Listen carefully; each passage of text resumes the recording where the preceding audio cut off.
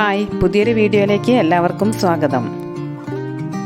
അപ്പോൾ ഇന്നത്തെ നമ്മുടെ സ്പെഷ്യലേ ജീരകക്കഞ്ഞിയും ഉള്ളിച്ചീരത്തോരനുമാണ്.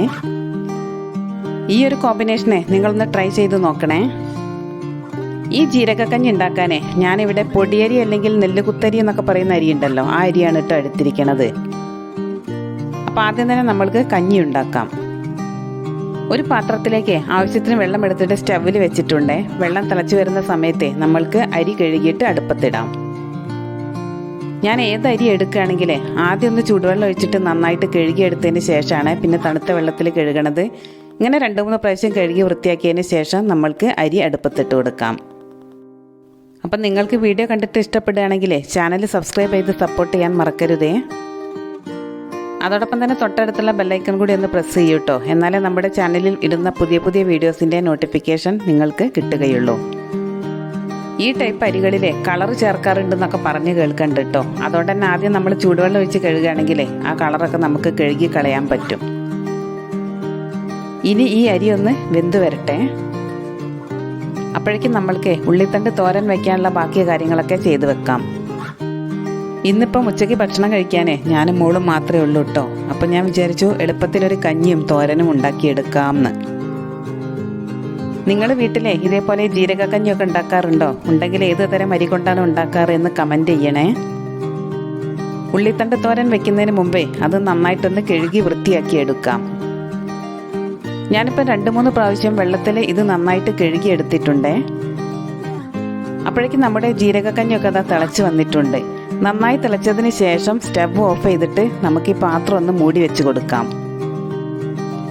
ഇത് തോരൻ വെക്കുമ്പോഴേ അതിൻ്റെ മുകൾ ഭാഗത്ത് കാണുന്ന ഈ ഒരു പൂവുണ്ടല്ലോ, അത് നമ്മൾക്ക് മാറ്റിക്കളയാം. ഇനി ഇത് ചെറുതായിട്ട് കനം കുറച്ച് ഒന്ന് അരിഞ്ഞെടുക്കാമേ. അരിഞ്ഞെടുക്കുന്ന സമയത്ത് ചെറുതായിട്ടൊരു കണ്ണുനീറ്റിലൊക്കെ ഉണ്ടാകും കേട്ടോ. എന്നാലും വളരെ ഹെൽത്തി ആയിട്ടുള്ളൊരു ഐറ്റമാണ് ഇത്. വീഡിയോ ഇഷ്ടപ്പെട്ടാൽ നിങ്ങളുടെ ഫ്രണ്ട്സിനും റിലേറ്റീവ്സിനും ഒക്കെ ഇത് ഷെയർ ചെയ്ത് കൊടുക്കാൻ മറക്കരുതേ. സാധാരണ ഞാൻ ഉച്ചയ്ക്ക് ചോറ് തന്നെയാണ് കേട്ടോ ഉണ്ടാക്കാറ്. ഇന്നിപ്പോൾ ഒരു അത്യാവശ്യ കാര്യത്തിന് ഏട്ടൻ എറണാകുളത്തേക്ക് പോയിരിക്കുകയാണ്. മോനാണെങ്കിൽ ഓഫീസ് ആവശ്യത്തിന് വയനാട്ടിലേക്കും പോയി. അങ്ങനെയാണ് കേട്ടോ ഇന്ന് കഞ്ഞിയും തോരനും ഉണ്ടാക്കണത്. ഈ ഒരു ഉള്ളിത്തണ്ടിനെ പല സ്ഥലത്തും പല പേരാണ്. ചിലർ ഉള്ളിച്ചീര എന്ന് പറയും, ചിലർ ഉള്ളിപ്പൂവ് എന്ന് പറയും. ഞങ്ങളിവിടെ ഉള്ളിത്തണ്ട് തന്നെയാണ് കേട്ടോ പറയുക. അപ്പം ഞാനിതൊക്കെ ചെറുതായിട്ട് അരിഞ്ഞെടുത്തിട്ടുണ്ട്. അപ്പോഴേക്കും നമ്മുടെ കഞ്ഞിയൊക്കെ ഇതാ നന്നായി വെന്ത് വന്നിട്ടുണ്ട്. അരി അടുപ്പത്തിട്ട് നന്നായി തിളച്ച് വന്നതിന് ശേഷം സ്റ്റവ് ഓഫ് ചെയ്തിടാം. എന്നിട്ട് പാത്രം മൂടി വയ്ക്കുക. ഒരു 20 മിനിറ്റ് കഴിയുമ്പോഴേക്കും അരി നന്നായിട്ട് വെന്ത് വന്നിട്ടുണ്ടാകും. ഇങ്ങനെ ചെയ്യുമ്പോഴേ അരി വേവിക്കാൻ സ്റ്റീൽ പാത്രം തന്നെ എടുക്കുന്നതാണ് നല്ലത്. ഈ തോരൻ വയ്ക്കാനേ നമുക്ക് വേറെ കുറച്ച് സാധനങ്ങൾ കൂടി ആവശ്യമുണ്ട്. ഒരു സവാള, 2 പച്ചമുളക്, കുറച്ച് മുളക് പൊടി, കുറച്ച് മഞ്ഞൾപ്പൊടി, ആവശ്യത്തിന് ഉപ്പ്, താളിക്കാൻ ആവശ്യമായ കടുക്, പിന്നെ നല്ല ജീരകം കൂടി വേണം. പിന്നെ ഒരു അരമുറി തേങ്ങയുടെ പകുതി ചിരകിയതും കൂടി നമ്മൾക്ക് ഇതിലേക്ക് ആവശ്യമുണ്ട്. ഞാനിപ്പം ആദ്യം തന്നെ ജീരകക്കഞ്ഞിയിലേക്ക് ആവശ്യമായ ജീരകവും തേങ്ങയും കൂടി ഒന്ന് അരച്ചെടുക്കുകയാണ്. സ്റ്റവ് ഓഫ് ചെയ്ത് ഒരു 15 മിനിറ്റ് ഒക്കെ ആയപ്പോഴേക്കും തന്നെ നമ്മുടെ അരി നന്നായിട്ട് വെന്ത് വന്നിട്ടുണ്ട്. അരച്ചെടുത്ത തേങ്ങയും നല്ല ജീരകവും കഞ്ഞിയിലേക്ക് ചേർത്ത് നന്നായിട്ടൊന്ന് മിക്സ് ചെയ്തെടുക്കാം. ആവശ്യത്തിന് ഉപ്പും ചേർത്തിട്ട് നന്നായിട്ടൊന്ന് തിളപ്പിച്ചെടുക്കാം. അപ്പം നമ്മുടെ ജീരകക്കഞ്ഞി ഇവിടെ റെഡി ആയിട്ടുണ്ട്. എൻ്റെയൊക്കെ കുട്ടിക്കാലത്തെ തിരുവോണത്തിൻ്റെ അന്നൊക്കെ രാവിലെ അമ്മ ജീരകക്കഞ്ഞിയും പപ്പടമാണ് കേട്ടോ ഉണ്ടാക്കി തരിക. നല്ല ടേസ്റ്റ് ആയിരുന്നു അതിന്. അന്നൊക്കെ ജീരകവും തേങ്ങയൊക്കെ അമ്മിയിലാണ് അരച്ചെടുക്കുക. അതുകൊണ്ട് തന്നെ ഒരു പ്രത്യേക രുചിയായിരുന്നു അന്നത്തെ ജീരകക്കഞ്ഞിക്ക്. ഇനി നമ്മൾക്ക് തോരനിലേക്ക് ആവശ്യമായ തേങ്ങയൊന്ന് മിക്സിയുടെ ജാറിലേക്ക് ഇട്ട് ചതച്ചെടുക്കാം. ഈ തേങ്ങയിലേക്ക് 1/2 ടീസ്പൂൺ മുളക് പൊടി, 1/4 ടീസ്പൂൺ മഞ്ഞൾപ്പൊടി, കുറച്ച് നല്ല ജീരകം, ഇത്രയും സാധനങ്ങളും കൂടി ചേർത്തിട്ടാണ് ചതച്ചെടുക്കണത്. ഇത് വേണമെങ്കിൽ നിങ്ങൾ കൈകൊണ്ട് തിരുമ്മിയെടുത്താലും മതി. ഞാനിപ്പം മിക്സിയുടെ ജാറിലിട്ടിട്ട് ഒന്ന് കറക്കിയെടുക്കുകയാണ് ചെയ്തത്. ഇനി നമുക്ക് ഒരു പാൻ അടുപ്പത്ത് വെച്ചതിന് ശേഷം ആവശ്യത്തിന് വെളിച്ചെണ്ണ ഒഴിച്ചു കൊടുക്കാം.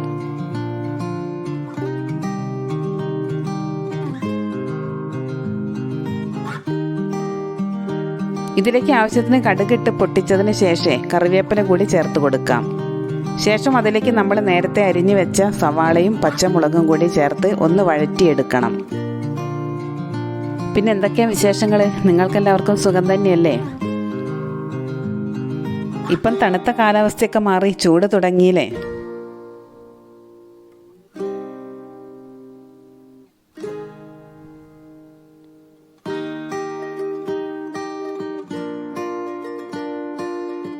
സവാളയും പച്ചമുളകും കറിവേപ്പിലയൊക്കെ നന്നായിട്ടൊന്ന് വഴന്നു വരുന്ന സമയത്തെ നമ്മൾ അരിഞ്ഞു വെച്ച ഉള്ളിത്തണ്ട് കൂടി അതിലേക്ക് ചേർത്ത് കൊടുക്കാം.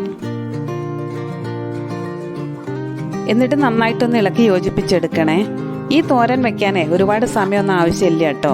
10 മിനിറ്റ് കൊണ്ട് തന്നെ നമുക്കിത് റെഡിയായി കിട്ടും.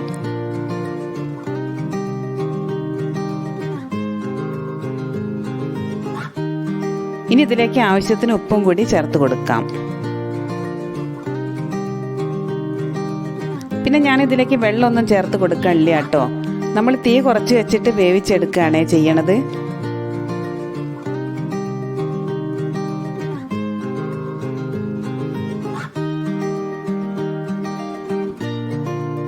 ഇനി ഇത് നന്നായിട്ടൊന്ന് വെന്ത് വരട്ടെ.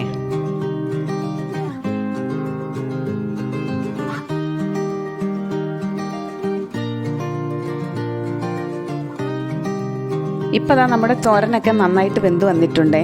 ഈ ഒരു സമയത്ത് നമ്മൾ നേരത്തെ ചതച്ചു വെച്ച തേങ്ങ കൂടി ഇതിലേക്ക് ചേർത്ത് കൊടുക്കാം.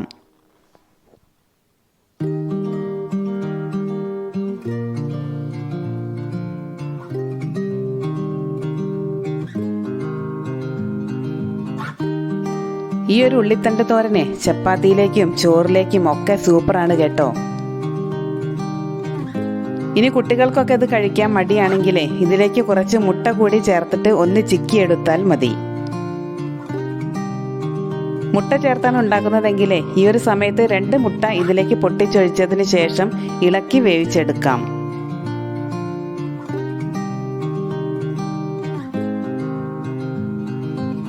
അപ്പം നമ്മുടെ ഉള്ളിത്തണ്ട് തോരൻ ഇതാ ഇവിടെ സൂപ്പറായിട്ട് വെന്ത് കിട്ടിയിട്ടുണ്ടേ.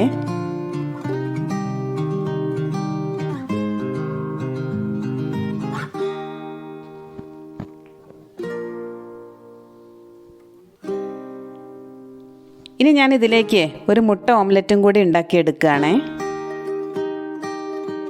ഇപ്പം മോള് പറയണേ മോൾക്ക് ഈ ഓംലെറ്റ് വേണ്ട, മുട്ടത്തോരൻ മതിയെന്ന്. അപ്പം മോൾക്ക് ഞാനൊരു മുട്ടത്തോരനും കൂടി ഉണ്ടാക്കി. അപ്പം നിങ്ങളെല്ലാവരും ഇത് ഉണ്ടാക്കി നോക്കിയതിന് ശേഷം നിങ്ങളുടെ അഭിപ്രായങ്ങളൊക്കെ കമൻറ്റ് ബോക്സ് വഴി അറിയിക്കാനും മറക്കരുതേ. നിങ്ങളെല്ലാവരും ഊണ് കഴിച്ചോ? ഇനി ഞാനും മോളും കൂടെ ഇത് കഴിക്കട്ടെ കേട്ടോ.